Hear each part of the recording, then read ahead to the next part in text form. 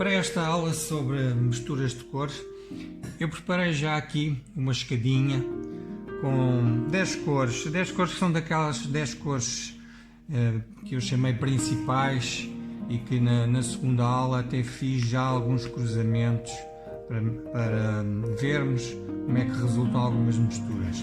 Bom, eu tirei daqui o cinzento pain, que digamos que é uma cor quase neutra, e usei as outras 10, fiz esta escadinha. Através deste esquema, deste exercício, nós podemos ver o que é que resulta de cada mistura entre duas cores.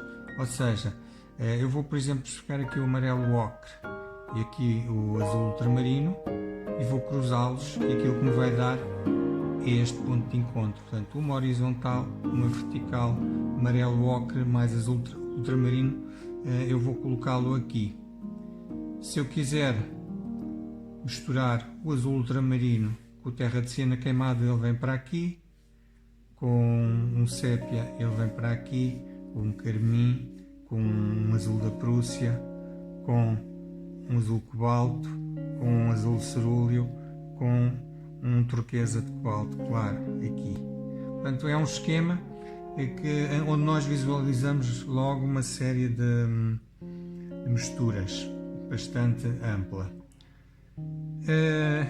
No entanto, as misturas entre duas cores não têm que ser 50% de cada, porque há cores que são muito mais, atingem muito mais, são muito mais intensas, muito mais fortes. Se eu puser a mesma quantidade de amarelo limão, por exemplo, com um carmim, provavelmente este carmim vai absorver demasiado o amarelo limão e não vai alterar substancialmente a sua cor. Portanto, nós vamos tentar chegar aqui a um ponto de encontro na mistura das cores, porque é muito diferente, e inclusivamente nós podemos fazer uma carta destas com a cor mais intensa e outra semelhante com as cores muito mais diluídas. Se eu tiver, por exemplo, o azul, isto é um azul cobalto mais carregado, ou o azul cobalto mais diluído, a mistura vai resultar muito diferente. Se eu, por exemplo, misturar aqui um amarelo limão pouco diluído, vou obter um determinado verde que é muito diferente do verde que eu vou obter se diluir esta cor.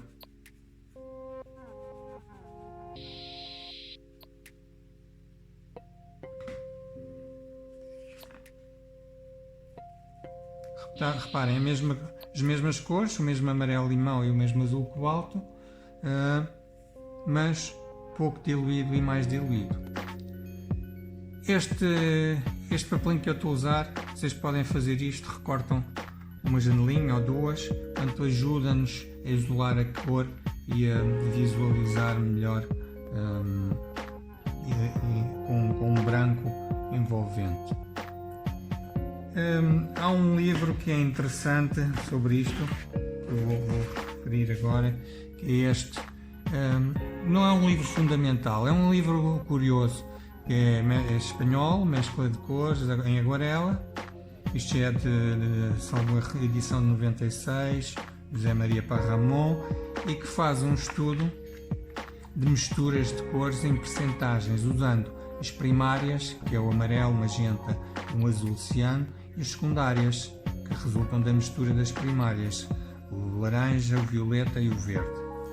Bom, nós vemos aqui, ele faz isto de uma maneira muito matemática, cruza cores mais diluídas com cores menos diluídas.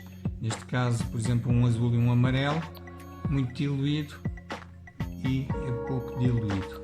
E vai fazendo isto ao longo do livro. O livro é praticamente só isto. E nós vemos que as duas mesmas cores misturadas em proporções diferentes vão dar misturas muito diferentes.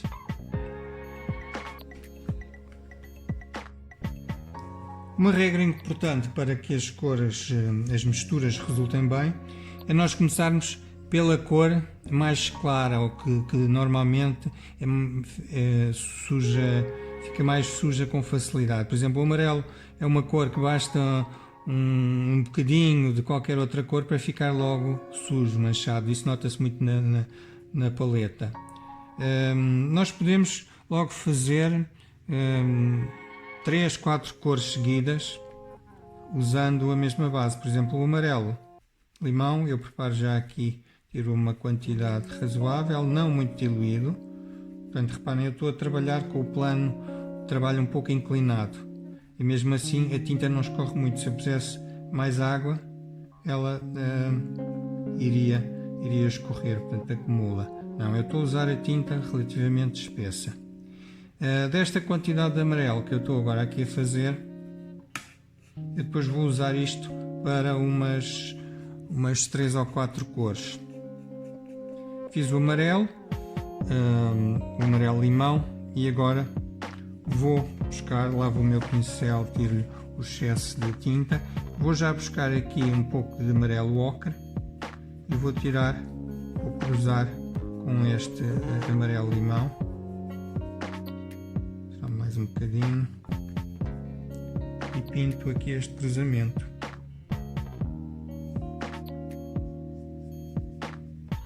Reparem, neste caso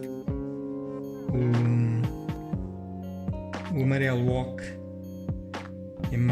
tinge mais do que o amarelo limão, e portanto eu tenho, para esta mistura dar uma cor intermédia entre as duas, eu vou ter que usar mais amarelo limão do que amarelo ocre. Neste caso está longe de ser 50% de cada. A quantidade maior, senão quase não há diferença, mesmo assim, entre este e este. Eu ainda vou reforçar, olho aqui um pouco mais de amarelo limão,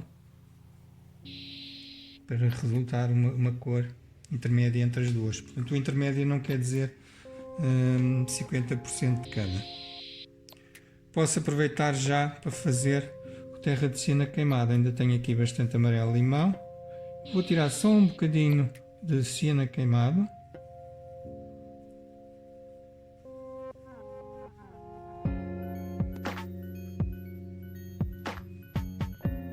E vou cruzar as duas neste ponto de encontro. Um pouco mais de siena queimada.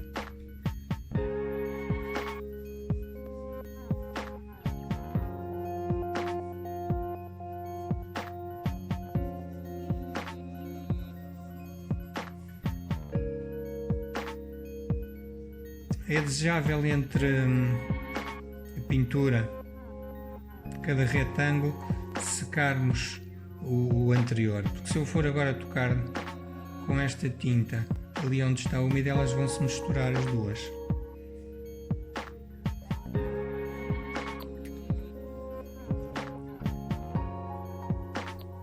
Buscar agora o cruzamento do amarelo limão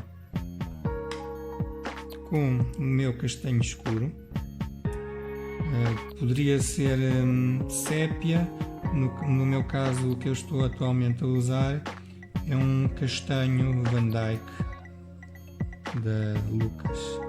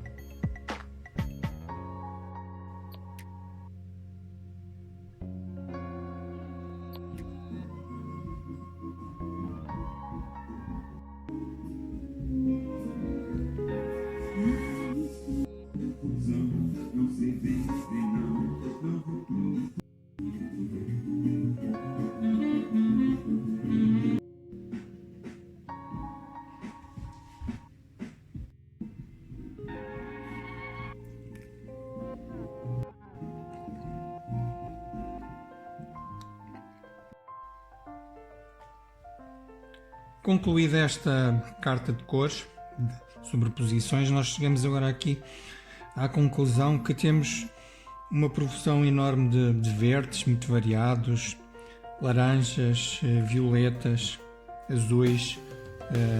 São cores que resultam da mistura de duas, portanto podemos dizer cores secundárias, e que nos podem ser muito úteis no futuro.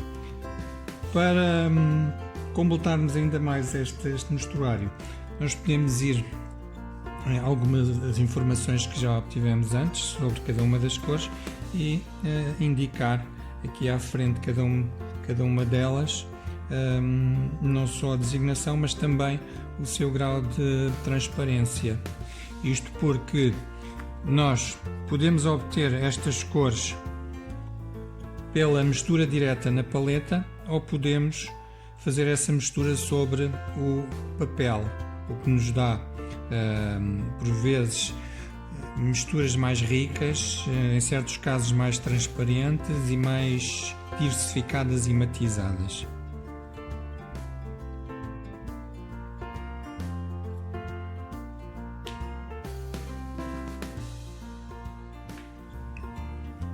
Uma mistura de cores feita sobre o papel diretamente tem que ser bem planeada. Neste caso, uma carta como esta, ou o conhecimento destes cruzamentos de cores, vão-nos ser muito úteis. Imaginando que eu quero, por exemplo, fazer esta cor, uma das opções é fazer como fiz aqui, misturar o amarelo-limão com o azul da Prússia e obtenho esta cor. Portanto, seria esta cor. O outro processo de fazer é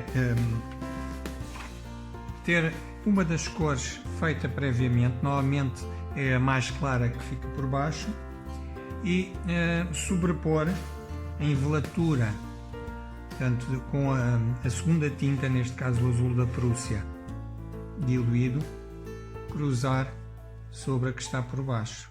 E portanto eu vou a mesma obter um verde próximo daquele, mas por outro processo, portanto, aquela superposição sobre uma tinta já seca. É conveniente que a segunda tinta, a que fica por cima, esteja mais diluída ou que seja transparente, daí estas informações serem importantes. Se eu sobrepuser uma tinta opaca sobre uma transparente, o mais provável é a opaca anular a que está por baixo. Bom, eu vou fazer aqui um exemplo sobre este processo de trabalho. Imaginando que nós temos aqui um céu azul, queremos fazer um prado, um dos processos é utilizar primeiro a cor mais clara que queremos por baixo. Portanto, vai ser um prado verde e eu quero utilizar um verde claro que vai ter depois uma zona mais escura, portanto, em sombreado. Neste caso, eu estou-lhe só a meter a cor mais clara, que é o amarelo-limão, que vai depois dar em cruzamento com o azul da Prússia o tal verde. Dei-lhe esta camada.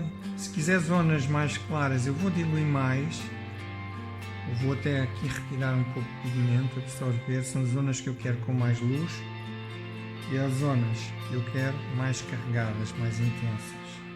Neste caso, a cor base faz já aqui alguma diferença. Bom, mas eu não quero um prado absolutamente verde, eu quero aliás, absolutamente amarelo. Eu quero um prado que tem zonas mais amareladas e outras muito mais verdes. Vou secar esta tinta.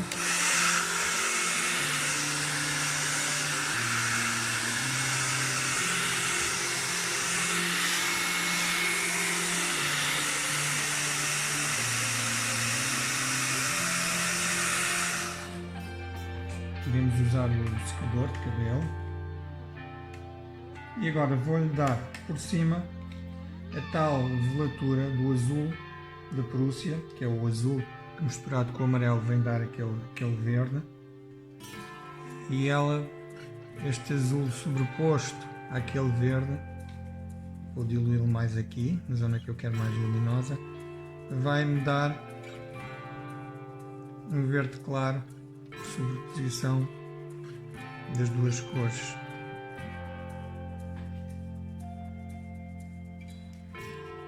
Isto resulta uma mancha muito mais interessante e muito mais diversificada do que se fosse feita uma mistura diretamente na paleta e pintada toda lisa sobre o fundo. Mas eu quero meter aqui ainda mais alguns escuros. Imaginem, eu quero, por exemplo, pôr zonas bem mais escuras. Então eu venho a esta sobreposição que obtive pelo terra de siena queimado com o azul da Prússia e vou aplicar aqui essa mistura e vou secar um pouco mais aqui esta base.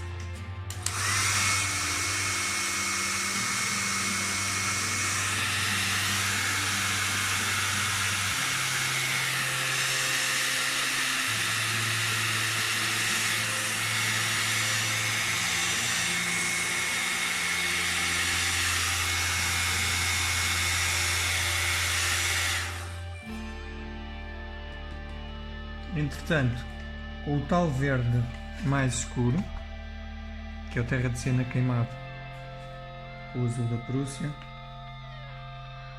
eu vou agora sobrepor, são também duas cores transparentes, o azul da Prússia e o terra de siena queimado.